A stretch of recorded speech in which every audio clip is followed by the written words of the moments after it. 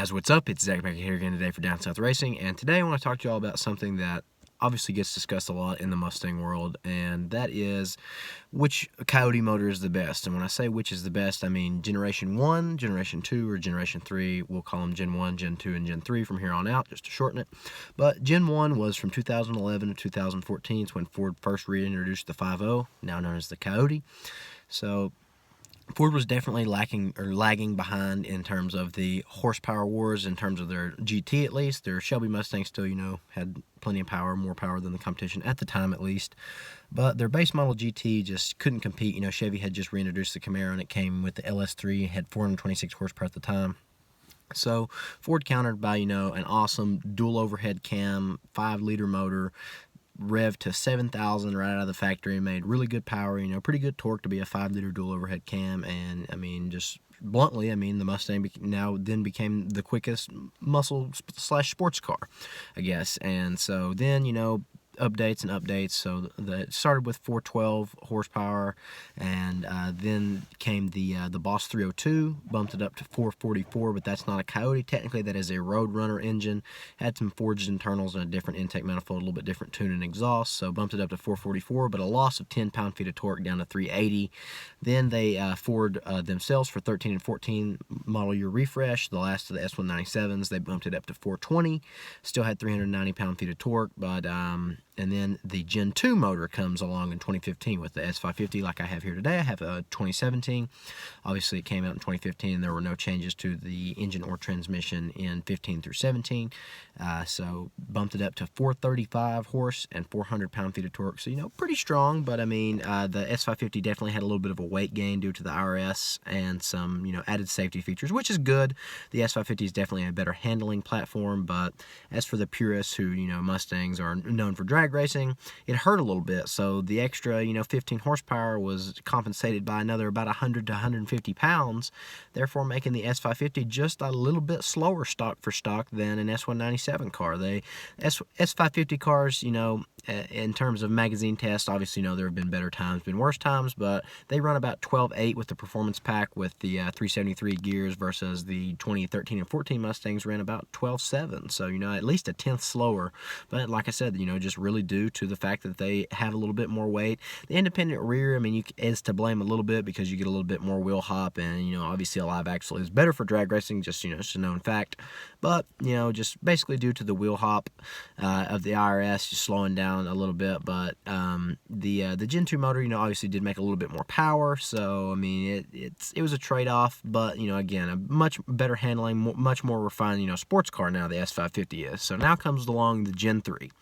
So the Gen 3 is different, and actually probably the biggest way ever, and it is dual fuel now, so it's direct and port injection. Obviously, everybody who's watching this more than likely knows. So they bumped it up to 460, which is a total lie. They've been in 420 pound-feet of torque. Gen 3 motors, stock for stock through the manual transmission, have been shown to make 430 wheel horsepower or more. Sometimes, generally, between 420 and 430.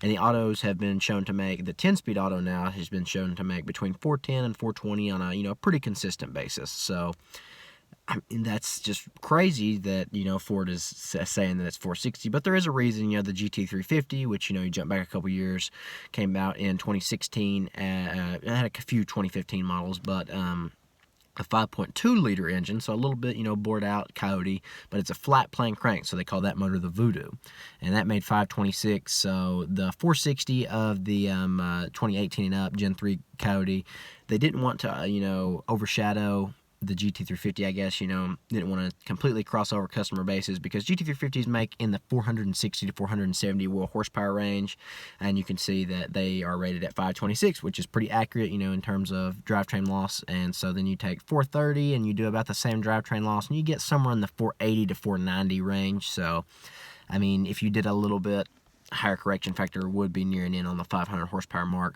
But a 10-speed auto 2018 up GT will definitely keep up with, maybe not beat, but keep up with, and in some cases, if the driver isn't as capable, beat a GT350. So that's why Ford didn't come out and say, oh, we basically middle finger to everybody. We got 490 out of a 5-liter, and you got Chevy making they're the same way. They say 455 in their Camaro, and that LT1 somehow the same LT1 in the Camaro makes about 15 to 20 more wheel horsepower than it does in the Corvettes. You can see I think Hennessy was the ones who first pointed that out. I think their 2016 Camaro SS made like 430 wheel horsepower, and their 2016 Corvette Stingray or 2015 Corvette Stingray only made like 415. So it's a little funky. Again, should be up in the 480-ish range of actual horsepower, but it is what it is. So I like the fact that they underrate them. It's probably more so for insurance reasons more than anything. Just you come out and say you have a 500 horsepower car, insurance premium is probably going to be a little bit more than you have a 400 horsepower car. So I don't know. I mean, eventually I'm sure we will get to the 500 horsepower mark because the horsepower wars are never ending. But, again, back to the question, which one is best? And to be honest with you, if it depends what your goal is, I'll just go ahead and say as far as boost goes, you can't go wrong with the Gen 2 motor because they, like I said, they have forged internals, borrowed some of the parts from the Boss 302 Roadrunner engine, and I mean, basically been shown to on stock motor with turbos at least in the 900 wheel horsepower range, and running low nines pretty consistently. Anything past that you normally want to do a crank sprocket and oil pump gears, and especially on a supercharged car, pretty much any supercharged car you want to do oil pump gears and crank sprockets. But the Gen 1 motors have been shown to blow normally north of the 700 wheel horsepower range. Some people have been lucky and made more. Some people have been less lucky and made less. But basically, somewhere around the 700 wheel horsepower range, the rods just go, honestly. I mean, so the motor's just going to throw rods anything past that. So, the Gen 2 definitely has stronger internals. And for those of you who are like, whoa, I've seen that guy down there in Texas, in Houston, he's got a stock 2018 Mustang, and he's running 860s or 870s on stock motor and stock transmission.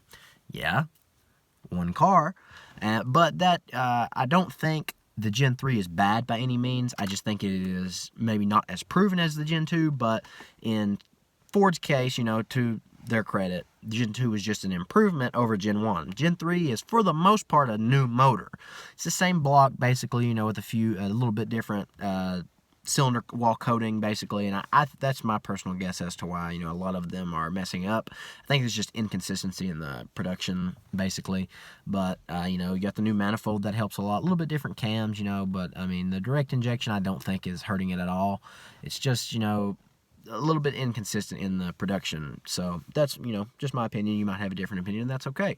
But again, for boost, I think Gen 2 is the way to go, and the 6R80 has been totally proven. You can have a built 6R80 transmission and pretty much have limitless horsepower. Something else is probably going to go before the transmission goes, but stock for stock, probably pretty comparable to the 10R80, but just a little bit better. So basically, as far as the 10R80 goes, I mean, they've started to see a little bit of clutch slippage in 7th gear, past about the 800, 850, 900 wheel horsepower range, somewhere in there. But the 6R80s, also, you can have a 4R200 in the same, basically, transmission housing.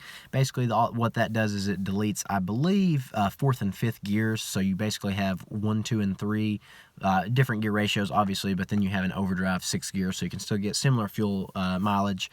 But people are astounded at the 10-speed transmission, but you look at like true drag race cars and they have less gears, so you go 1, 2, and 3-speed transmissions like that, so you waste less time shifting. The 10-speed helps a street car because it keeps it up in the RPM range, but that's because they don't make as much horsepower, obviously, a few other different reasons. But as far as NA, I think it depends on if you're a stick shift guy or you're an automatic guy. If you're an automatic guy, it's Gen 3 all the way. It's 3 bolt-ons, basically, which is a set of off-road headers, a cold air intake, I mean, if you want to consider a catback exhaust, that, and a tune, so E85 tune, and you got a Shottick 110s. All you need other than that is basically a drag tire, and you can take the seats out. Some people, I think 1 or 2 people have done it with the seats in. Some people have taken the seats out and been able to do it. Fourth option basically is a gear change. In the rear, you can go like 409s, I think is what Ford Performance offers. And, Steeda's car, their 10-speed auto car is well into the mid-10s now, but there have been plenty of 10.8, 10.9 cars. If you're a stick shift guy, I think you can't go wrong with an S197 car. Like, again, way lighter than the new S550 generation, 150, 200 pounds. You go stick shift, go 373s or more. do a Cobra jet, set of long tubes, 47-pound injecters, 85 tune, and a bias ply slick on the rear with because you can do 15 by 10s with nothing more than just it's sway bar relocation bracket, I'm pretty sure. So that's the way to go, in my opinion. If you want to, have a fast stick shift car, you want to go S197. A fast auto car, you want to go Gen 3. You want to go boost, you want to go a Gen 2. And so basically, guys, that's just, I've seen a few videos talking about that, and I want to give you all my opinions. So there you have it. If you have a different opinion, comment down below. If you agree, comment down below and drop a like. But I just want to, see what you all think. So again, comment down below, let me know what you think. I hope you found this video informative, guys. But one more thing I just wanted to let you all know, it is finals week coming up. So if we don't put out too many videos, I apologize in advance. I'm going to try to put out 1 or 2 still, or, at least have them ready to be able to put out. But again, finals week matters a lot in college. So please forgive us. But again, guys, I hope you enjoyed this video. I hope you had a great day. I hope you found it informative. Please subscribe if you haven't already, because we're nearing in on the 4,000 mark. I'd love to get to 4,000 subs before Christmas, or before the end of the year, really. So if y'all could make that happen, I'd really appreciate it. But once again, guys, I hope you enjoyed. Until next time, peace out. Have a great day.